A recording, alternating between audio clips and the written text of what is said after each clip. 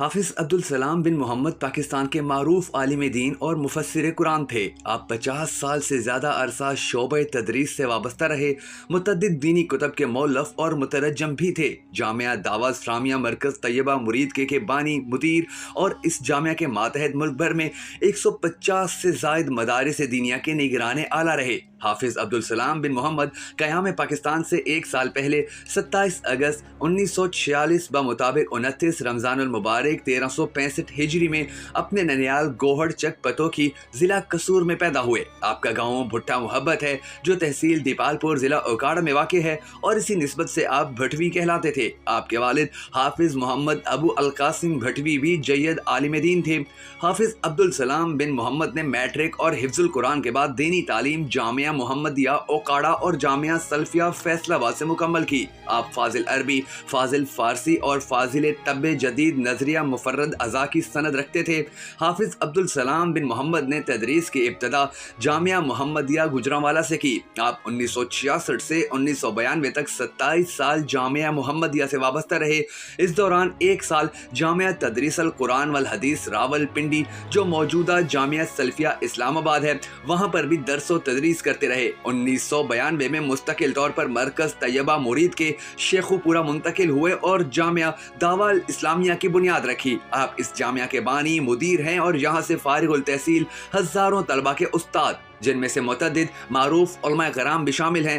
حافظ عبدالسلام بن محمد خطبات جمعہ، درس و قرآن و حدیث اور فتاوی کے لیے بھی پاکستان میں بہت معروف تھے۔ آپ نے 1966 میں مولانا محمد اسماعیل سلفی رحمۃ اللہ علیہ کی تاکید پر جامع مسجد بلال سیٹلائٹ ٹاؤن گوجرانوالہ میں خطابت کا آغاز کیا اور بعد میں شیخ الحدیث مولانا عبداللہ رحمۃ اللہ علیہ کے حکم پر ایک سال جامع تدریس القرآن والحدیث راولپنڈی میں صحیح بخاری اور دوسری کتب کی تدریس کے ساتھ خطبہ جمعہ بھی دیتے رہے۔ گوجرانوالہ واپسی کے بعد جامعہ مسجد اہل حدیث وحدت کالونی میں خطبہ جمعہ دیتے رہے۔ کچھ عرصہ بعد پیپلز کالونی کی مرکزی جامع مسجد الفتح میں مولانا عبداللہ کی تاکید پر خطبہ جمعہ پڑھانا شروع کیا۔ 1988 سے مستقل طور پر آپ وہیں جمعہ اور عید کا خطبہ دیتے آئے۔ ان دو موقعوں پر یہاں بہت بڑا اجتماع ہوا کرتا تھا۔ حافظ صاحب تدریس، خطابت اور طب و حکمت کا شغف رکھنے کے ساتھ تحریر و تحقیق سے بھی گہرا تعلق رکھتے تھے۔